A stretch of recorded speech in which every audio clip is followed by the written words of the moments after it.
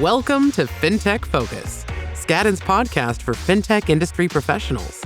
The global regulatory and legal updates you need start now. Hello and welcome back to Fintech Focus. Today you've got me again, Joe Kamyar. I'm an M&A lawyer in Skadden's fintech practice, and with me is Nicola Kerr-Shaw, who's one of our lead AI lawyers here in London. Nicola, thanks for joining. Thanks, Joe. It's great to be here. So, plan for today, we're going to unpack the term AI safety in the context of the fintech sector. And we've obviously had some big headlines in the world of AI over the past few weeks. So, first of all, we saw the European Parliament approve the EU AI Act in the middle of March. And then this month, we had the UK and US governments announcing their landmark agreement on AI safety, which neatly ties into today's topic. And I guess when you look at some of the historic AI collaborations between the UK and US governments, there's traditionally been a heavy focus on national security, and the examples I'm thinking of are the partnerships between GCHQ and the NSA in the US. That said, when you look at the detail of the current partnership, and Nicola, correct me if you disagree, this seems to be less focused specifically on national security and actually much broader. Yeah, no, Joe, I entirely agree. There's a huge focus on security within this MOU, but security is indeed broader than just national security. It isn't defined and doesn't appear to be limited to any particular type of AI or sector. So we have loads of questions. We can ask ourselves, is the MOU seeking to capture cybersecurity and the risk of attacks fueled by AI? Or is it looking at the security to individuals and the risk of harm caused to them by misuse of AI? Or are we looking at the security of financial and other regulated systems and the potential threat to those systems and the stability of those systems caused by AI? And how is this collaboration going to work in practice? There's a lot of questions. We don't know a lot, but what we do know is that this is a groundbreaking agreement and will enable the UK's new AI Safety Institute to work collaboratively with its US counterpart. Together, they're going to develop what they are calling an interoperable program of work and approach to safety research in order to achieve their standard shared objectives on AI safety. This is going to include developing strong methods to evaluate the safety of AI tools and their underlying systems, along with information sharing with each other. So I think the definition of safety, going back to your point, has been left intentionally broad and is seeking to encapsulate many of the potential security concerns within AI. Generative AI is evolving at immense speed, as we've seen recently, and we don't know many of the risks. In fact, in the UK's government's recent response to its AI regulation white paper, it specifically stated that it was waiting for any potential regulation of AI until its understanding of the risks has matured. So the MAU provides a framework to keep addressing this security as it evolves and while those risks are maturing. I always find it interesting how the concept of AI safety can mean so many different things in so many different contexts. And I guess instinctively, I suspect lots of people, thanks to Hollywood, associate AI safety with the idea of robots taking over the world. But clearly in the context of financial services, that's hopefully less of a concern. Now, your background, Nicola, is an interesting one, as you've only recently joined Skadden, having spent a number of years in the tech arm of a global financial institution. So I'm curious to know from your previous life before Skadden, what were the sorts of areas and risks keeping you up at night from an AI safety perspective? So my role and my focus was advising a broad range of technology and IP issues across a large financial institution and its group of companies. Technology did include AI, but at least in recent years, that was nothing novel or new. Financial institutions have been using form of AI for years and for a wide range of purposes. Financial services is also heavily regulated already, and so AI had therefore been developed within a sensible and controlled environment in a way which ensures continued compliance with financial regulation. So AI safety was, and I think still is, a bit less of a concern for many banks. A key focus point surrounded understanding the algorithms and being able to explain them to any interested regulator. And it also involved having proper control points to ensure safe testing and development, understanding how AI can enhance services, for example, huge developments in detecting fraud and financial crime, but also understanding its limits were absolutely key. It's also fair to note that a lot of use of AI within financial institutions has been machine learning and bots rather than the new, more difficult generative AI that has grabbed so many of the headlines this last year.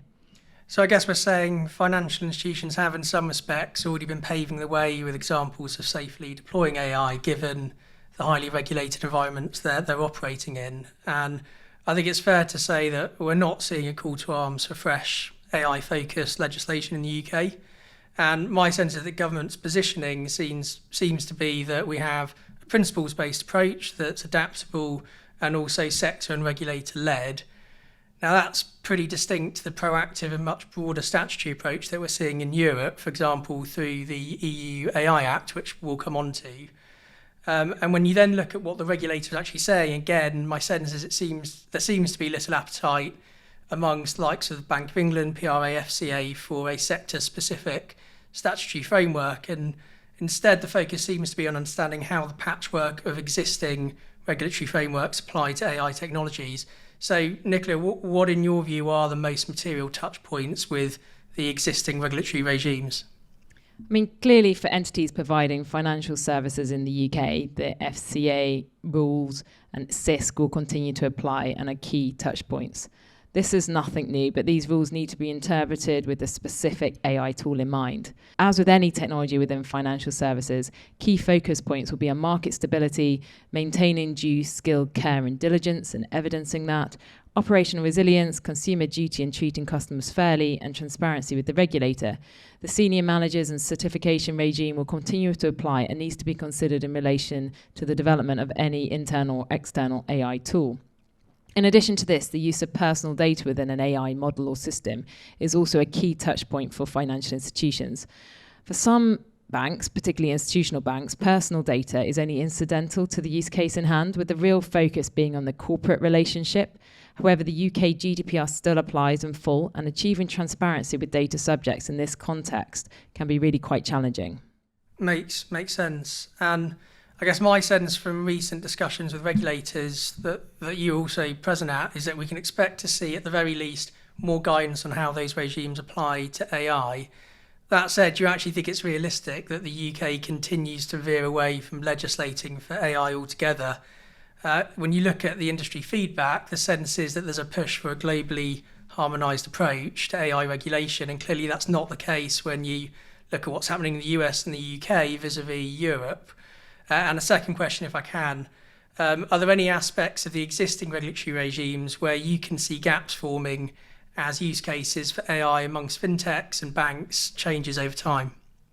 These are such interesting questions, Joe, and clearly having global standardized laws is something we'd like across many, many different things, not just AI.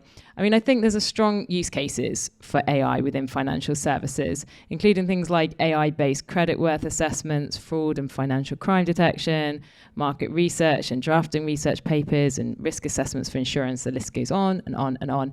And there's likely to be strong human input into most of these processes already, to the extent that they use AI.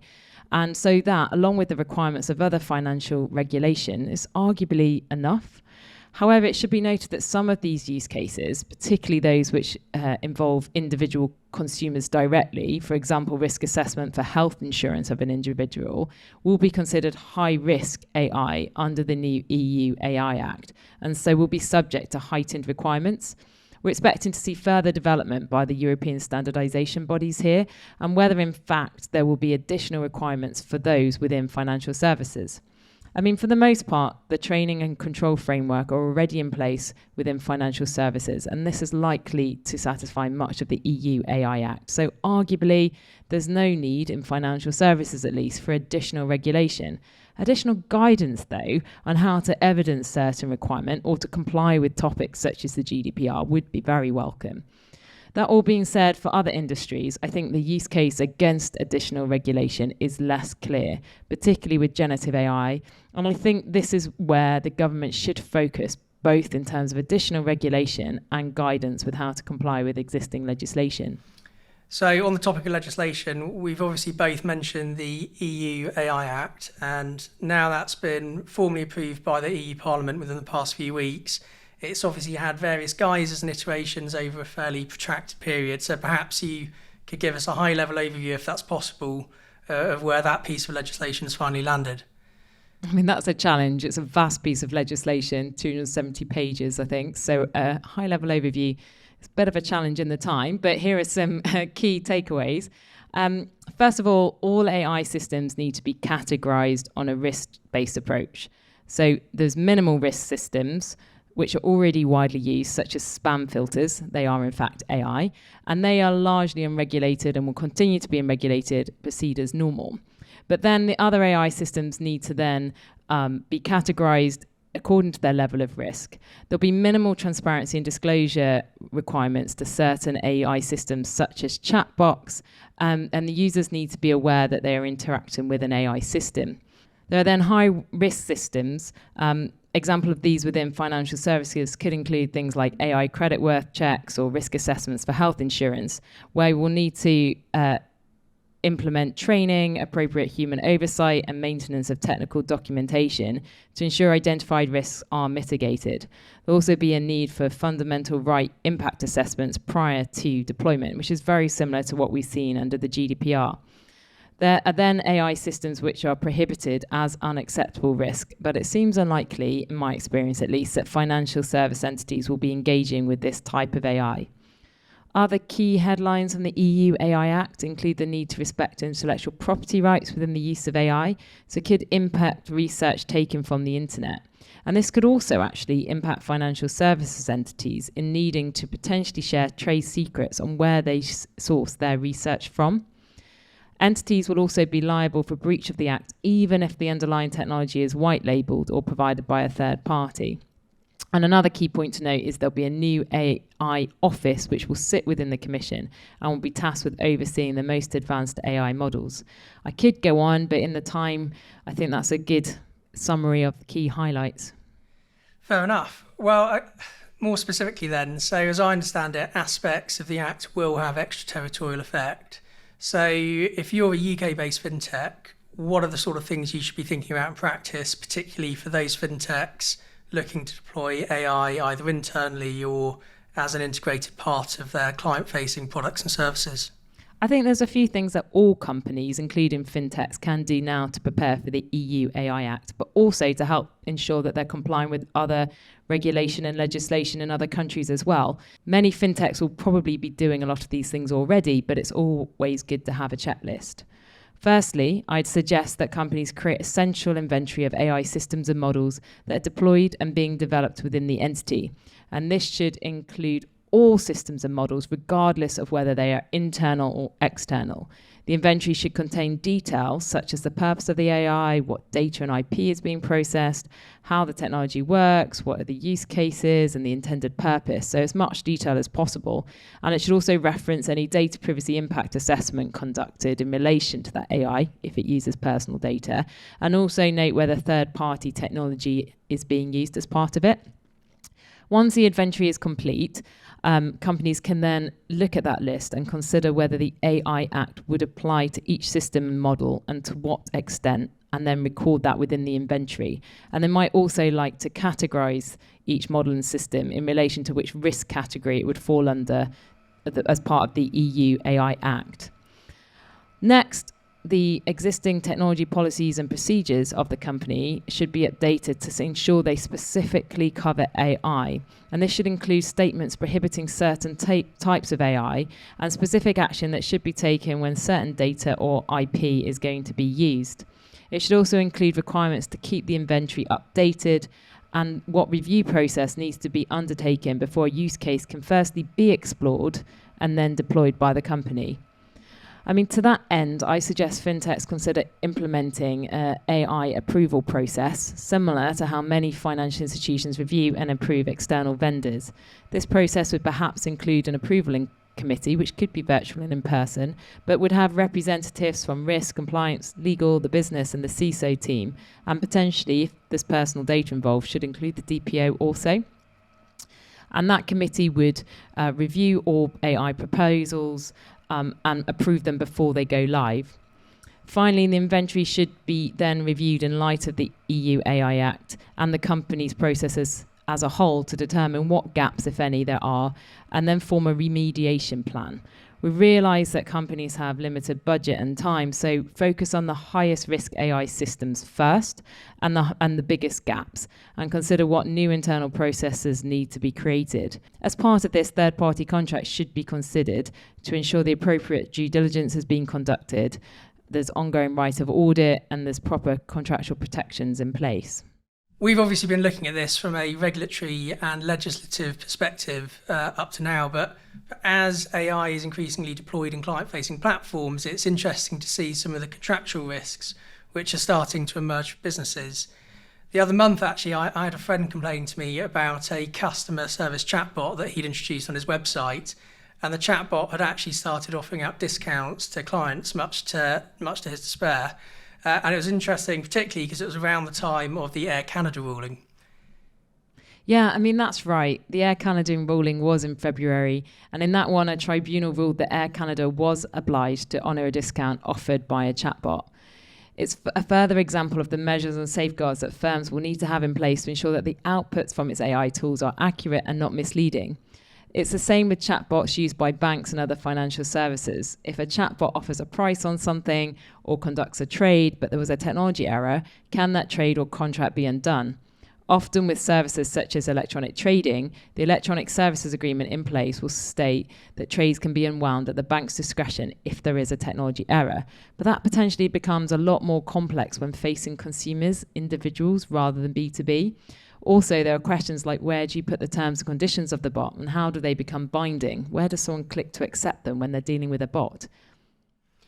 Yeah, so sticking with the topic of safeguards, but this time through a data lens, what are you hearing from privacy regulators in terms of safeguarding personal data, and then the sorts of policies, procedures, measures that they're expecting to see in place? Privacy, in my view, is one of the most complex topics within generative AI. There's a lot of questions and not a lot of answers. For example, we have extensive laws already around transparency of data processing and use of tracking technologies such as cookies. But how many people actually understand how their data is processed or what a cookie does? Most people, I think, click the X box to close the window and proceed to the website, or click yes to state they've understood the privacy policy, even when they have not. But how do companies address this in the world of AI, where technology is even more complex than a website or a small piece of code dropped on a machine? And how do developers of AI achieve transparency with the data subject whose data they have used to train a model, particularly when they've not necessarily got a direct relationship with that individual? This is only one topic, and there are so many other potential privacy pitfalls, particularly around data minimalization, legitimate interest, consent, and many more. We've had some updated guidance from the ICO relating to AI back in 2023. However, following the government's response to its consultation on AI regulation, we are expecting to see more, including their strategic approach to AI, and the deadline for this is the 30th of April. Although, just to note, we have heard through our network that the ICO will be increasing its own use of AI. Our bots will be checking your bots, so to speak, which is an interesting development. So I think this is an area to really watch this space. Very good. Well, thanks very much, Nicola. Sadly, that's all we've got time for, and really appreciate having you on the podcast today. Thanks, Joe. It's been an absolute pleasure. Lots of interesting developments here and so much we could talk about. We haven't got onto the topic of AI in cyber attacks and what can be done to minimise legal risk here. So perhaps that's one for another time. Sounds right. And thanks again to everyone listening. See you next time. Thank you for joining us on Fintech Focus. If you enjoyed this conversation, be sure to subscribe in your favorite podcast app so you don't miss any future conversations. Additional information about Skadden can be found at skadden.com.